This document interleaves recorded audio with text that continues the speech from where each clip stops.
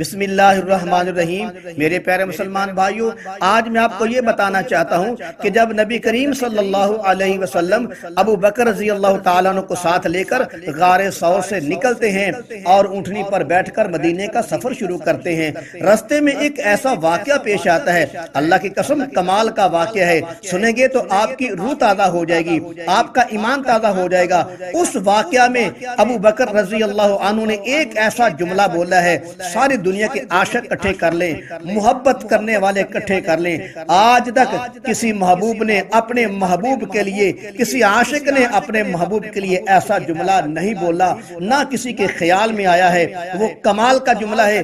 توجہ فرمائیں، نبی کریم صلی اللہ علیہ وسلم اور ابو بکر رضی اللہ تعالی عنہ جب غار سے نکلے، اونٹنی پر بیٹھ کر مدینے کا سفر شروع کر دیا۔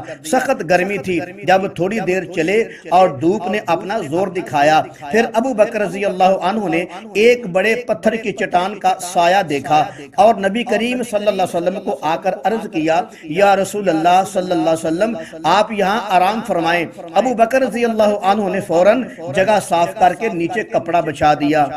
نبی کریم صلی اللہ علیہ وسلم اس جگہ آرام فرمانے لگے۔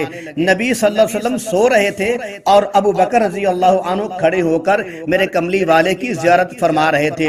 تھوڑی دیر تک ابو بکر رضی اللہ عنہ کھڑے رہے، نبی کریم صلی اللہ علیہ وسلم کے چہرے مبارک کو محبت بری نگاہوں سے دیکھتے رہے۔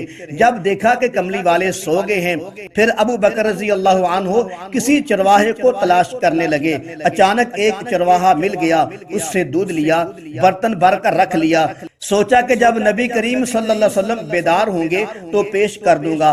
ابو بکر رضی اللہ عنہ خود بھی سو جاتے ہیں۔ جب دھوپ ڈھل جاتی ہے، پھر نبی کریم صلی اللہ علیہ وسلم اور ابو بکر رضی اللہ تعالیٰ عنہ دونوں بیدار ہو جاتے ہیں۔ پھر ابو بکر رضی اللہ عنہ نے فوراً اٹھ کر مشکیزے سے ٹھنڈا پانی لیا اور دودھ میں ملا کر دودھ کو ٹھنڈا کر کے نبی کریم صلی اللہ علیہ وسلم کی خدمت میں پیش کر دیا۔ قربان جائیں، ابو بکر رضی اللہ عنہ کی خدمت پر نبی کی خدمت کرنے کے سارے ریکارڈ توڑ دیے۔ پھر نبی کریم صلی اللہ علیہ وسلم نے دودھ پیا اور مدینے کا سفر شروع کر دیا۔ وہ جملہ جو میں نے آپ کو بتایا تھا کہ ایسا جملہ نہ کسی عاشق نے اپنے محبوب کے لیے بولا ہے، نہ آج تک کسی کے خیال میں آیا ہے، وہ جملہ سماعت فرمائیں۔ روایت کے اندر آتا ہے، جب کملی والی نے دودھ پی لیا تو ابو بکر صدیق رضی اللہ تعالیٰ عنہ فرمانے لگے، عرض کرنے لگے کہ اللہ کے حبیب صلی اللہ علیہ وسلم نے اتنا دودھ پیا، اتنا دودھ پیا، جی بھر کر دودھ پیا، حتیٰ کہ ابو بکر رضی اللہ تعالیٰ عنہ خوش ہو گئے۔ سبحان اللہ۔